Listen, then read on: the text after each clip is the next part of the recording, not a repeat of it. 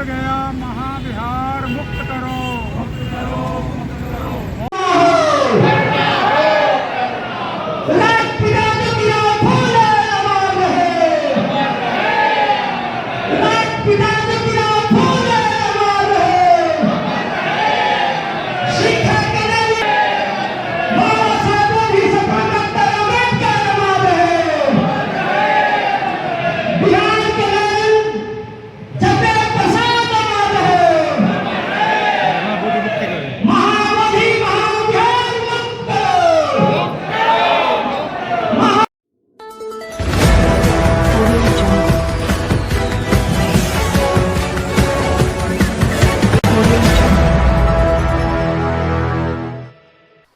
साथियों, जय भीम, नमो बुद्धाय। आप देख रहे हैं द मूक नायक में आपका स्वागत है। दोस्तों, महाबोधि विहार मुक्त होगा। अब कुछ चंद दिन बचे हैं कि महाबोधि विहार की मुक्ति होने वाली है और यह अवश्य होगी। यह इस आंदोलन से और आंदोलनकारियों से समझ में आ रहा है। आंदोलन ने तेज गति पकड़ी है। जो भारत देश के सर्वोच्च न्यायाधीश B.R. गवई जी है, वे खुद एक बुद्धिस्ट है, तो इतनी तो उम्मीद रखी जा सकती है कि बौद्धों के पक्ष में न्याय करेंगे। ये तो बौद्धों ने उम्मीद रखना भी उतनी ही जायज बात है। B.R. गवई जी वह एक बुद्धिस्ट है और उनके हाथ में इतना पावर है, तो वो चाहेंगे तो कभी भी महाबोधि विहार मुक्त हो सकता है। दोस्तों, हम देखेंगे कि आने वाले 31 जुलाई को जो सुनवाई होने वाली है, उसमें क्या सुप्रीम कोर्ट बौद्धों को न्याय देगा, यह देखने वाली बात है दोस्तों। लेकिन जिस प्रकार से महाबोधि विहार मुक्ति आंदोलन ने फिर से तेजी पकड़ी है, यह अभी महाबोधि विहार को मुक्त करके रहेगी, क्योंकि आकाश लामा जी ने भी जिस प्रकार से कहा है कि अब 90% काम हो चुका है और अभी 10% काम बाकी है, तो वो हो जाएगा। जिस प्रकार से उन्होंने पिछले 1 महीने से जो दौरे लगाए हैं, पूरा भारत उन्होंने भ्रमण करके जगह जगह पर बड़ी सभाएं लेकर के इस आंदोलन को फिर से तेज गति दिया है दोस्तों।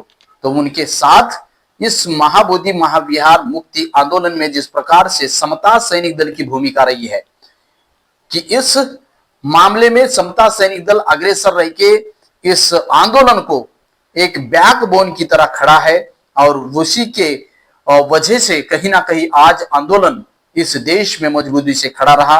इस आंदोलन को तोड़ने का प्रयास किया। इस आंदोलन को जिस प्रकार से पूरी तरीके से उस पर भिन्न भिन्न आरोप लगाकर इस आंदोलन को बदनाम करने का प्रयास किया, लेकिन समता सैनिक दल ने इस बात की हकीकत समझकर शुरुआती दौर से समता सैनिक दल इस आंदोलन में बड़े पैमाने में रहकर इस आंदोलन को संवारने की कोशिश की। और जिस प्रकार से हैदराबाद में जो सभा हुई, उस सभा में एडवोकेट प्रकाश दार्शनिक सर, जो कि समता सैनिक दल के केंद्रीय बौद्धिक प्रमुख है, उन्होंने एक बहुत बड़ी बात उस सभा में कही कि जिस प्रकार से बाबा साहब अंबेडकर जी ने संकल्प लिया था, जो 12 नवंबर 1918 में, वह एक बड़ौदा संस्थान में जिस प्रकार से डॉक्टर बाबा साहब अंबेडकर वहां पर जो नौकरी पे थे और वहां पर उनको जो अपमान हुआ और उनका जो सामान बाहर फेंक दिया, जहां पर वो रूम करके रह रहे थे, उस घटना को लेकर के बाबा साहब ने वहां पर संकल्प लिया, मैं इतना पढ़ा लिखा हूं, मेरे पास इतनी डिग्रियां हैं, मेरे साथ ही इतना दुर्व्यवहार हो रहा है, तो जो गांव गलियों में लोग हैं उनके साथ कैसे तीव्रता से ये जाति भेद होता होगा।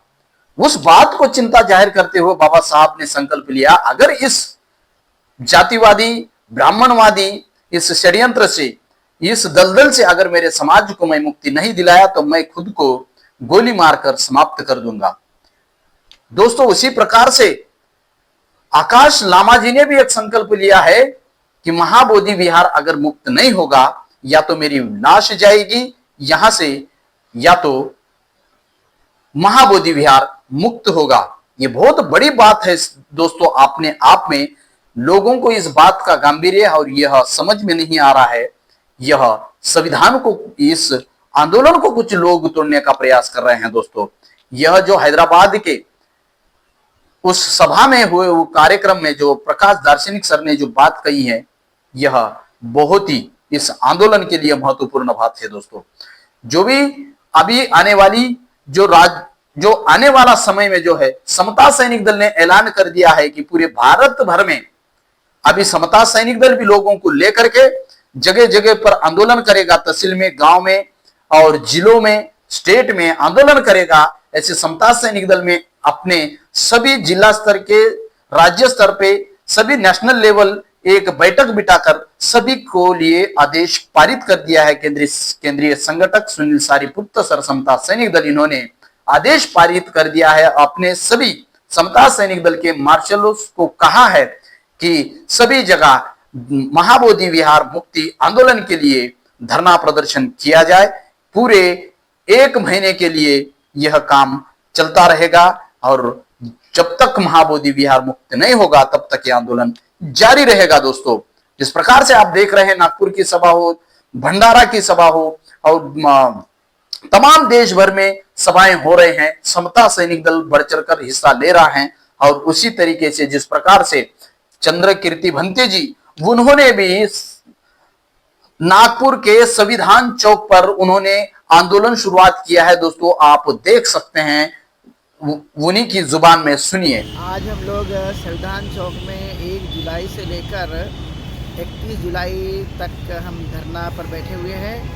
हमारा जो उद्देश्य है कि महाबोधि महाविहार होना चाहिए और BD एक्ट रद्द होना चाहिए, इसके लिए हम लोग यहाँ पर बैठे हुए हैं। और लगातार ये आज प्रथम दिन है, अभी धरना शुरू हुआ है और ये लगातार सुबह से शाम तक चलेगा। प्रतिदिन लगभग 1 महीना कम से कम ये धरना आंदोलन चलने वाला है। तो हमारी यही मांग है सरकार से कि जो वहाँ पर 1949 का BD एक्ट बनाया उसको रद्द होना चाहिए और महाबोधि महाविहार मुक्त होना चाहिए। तो ये हमारी प्रमुख मांगों को लेकर हम लोग यहाँ पे धरने पे बैठे हुए हैं। तो आज की हमारी शुरुआत है और ये लगातार जारी रहेगा जब तक हमारी। इस प्रकार से उन्होंने भी कहा है कि जब तक महाबोधि विहार मुक्त नहीं होगा आंदोलन जारी रहेगा। और यहाँ पर इस संविधान चौक में यह आंदोलन जो है पूरे 1 महीने तक हम यहाँ पर बैठे रहेंगे। यह महाबोधि विहार मुक्ति आंदोलन के लिए पूरे देश भर में किया जा रहा है दोस्तों। आप देख सकते हैं पंजाब में भी इस प्रकार से आंदोलन चल रहा है दोस्तों। ऐसे ही आप देख सकते हैं उत्तर प्रदेश में भी चालू हुआ है दोस्तों। अभी जगह जगह पर पूरे भारत देश में आंदोलन चलेगा और जब तक महाबोधि विहार मुक्त नहीं होगा तब तक ये आंदोलन जारी रहेगा दोस्तों। कुछ लोग इस आंदोलन को अवश्य बिगाड़ने का कोशिश कर रहे हैं और इस आंदोलन को बदनाम करने का भी कोशिश कर रहे हैं, क्योंकि इस देश में जिस प्रकार से हमारे बड़े बड़े नेता हैं, वो अगर चाहेंगे तो महाबोधि विहार कल ही मुक्त हो सकता है। लेकिन हमारे जो बड़े बड़े नेता हैं, कहीं ना कहीं वह भी सरकार या किसी पार्टी के गुलाम बनकर बैठ गए हैं दोस्तों। इसलिए उनकी आवाज बुलंद नहीं होती और वह एक आगे आकर के वो कह नहीं पाते, इसीलिए ही कि वो कहीं ना कहीं खुद को बेच चुके हैं दोस्तों। आपने देखा है पिछले अनेक सालों से हमारे बड़े बड़े दिग्गज नेता है, फिर भी खामोश है, ना कि वो कुछ करने लायक बचे हैं, ना तो वो कुछ करेंगे, क्योंकि उनके गले में बीजेपी का फंदा है तो किसी के गले में कांग्रेस का फंदा है। इसीलिए हमारे दिग्गज नेता खामोश है, इसलिए हमारे समाज की भी हालत कहीं ना कहीं खराब होती जा रही है दोस्तों। ताकत अगर बनानी है तो आम जनता से ही ताकत बनेगी, आम जनता को ही आगे आना पड़ेगा, वरना हमारे समाज में जो भी राजनेता है वह समाज का नेतृत्व करने के लायक नहीं बचे दोस्तों। इसलिए ही आप सभी को, आम इंसान को ही आगे आकर के आंदोलन को छेड़ना होगा। हर अपने हक अधिकार की लड़ाई लड़नी होगी, तभी आप सुरक्षित हो। वरना यहाँ के जिस प्रकार से राजनेता हैं, उन्होंने क्या किया आपके लिए, वह कैसे कर रहे हैं काम, किस पार्टी में जाकर काम कर रहे हैं, बाबा साहब के आरपीआई का क्या किया है इन्होंने, बाबा साहब की आरपीआई आज कहां है, जो कि कांग्रेस पार्टी को एक टक्कर देने वाली पार्टी थी, सबसे बड़ी अपोजिशन पार्टी खड़ी हुई थी, उस पार्टी का राजनेता ने क्या किया, यह आपको सोचना है दोस्तों। दी हुई जो पार्टी है रिपब्लिकन पार्टी ऑफ इंडिया, उसको बड़े पैमाने में खड़े करने के लिए वो पिछले अनेक सालों से प्रयास कर रहा है, लेकिन हमारे जो राजनेता है उनको बड़ी पार्टी चाहिए, बड़ा पैकेज चाहिए, बड़ा नाम फ्रेम चाहिए, मंत्री पद चाहिए, एमएलए एमपी का पद चाहिए, तभी ही वो किसी पार्टी में काम करेंगे, नहीं तो बाबा साहब के बिखरे हुए पार्टी को एक करने के लिए वो काम नहीं करेंगे। ऐसी परिस्थिति निर्माण हो गई है दोस्तों। तो इसीलिए सभी आम लोगों ने यहां पर काम करने की जरूरत है, बाबा साहब के सपनों को पूरा करने की जरूरत है, तभी ही समाज ये एक हो सकता है, तभी ही भारत का संविधान बच सकता है, तभी ही ये देश बच सकता है। अन्यथा आप देख रहे हैं इस देश में कैसा जातिवाद फिर से बढ़ रहा है, कैसे इस देश में और वर्ण व्यवस्था बढ़ रही है, वर्ण व्यवस्था पर इस देश को चलाने का प्रयास चल रहा है। इसलिए मैं तमाम लोगों को आगाह करना चाहता हूं कि आप सतर्क हो जाइए, आप इस देश को संवारने के लिए एक हो जाइए, तभी ही ये देश बच सकता है दोस्तों। अन्यथा इस देश को फिर से पाखंडवाद में और मनवाद में मनुस्मृति के हिसाब से चलाने के लिए पूरी तैयारी चल रही है दोस्तों। और ये खुले हुआ नहीं है, बल्कि मनुस्मृति इस देश का संविधान है, ये खुले मन से कह रहे हैं दोस्तों। तो आप देख सकते हैं कि आने वाले दिनों में कैसा खतरा इस देश पर मंडरा रहा है दोस्तों। ये देश में अगर मनुस्मृति लागू होती है तो ये देश फिर से हजारों साल पीछे जाएगा और चंद लोगों के सामने सत्ता जाएगी और मनुस्मृति के हिसाब से इस देश को चलाया जाएगा।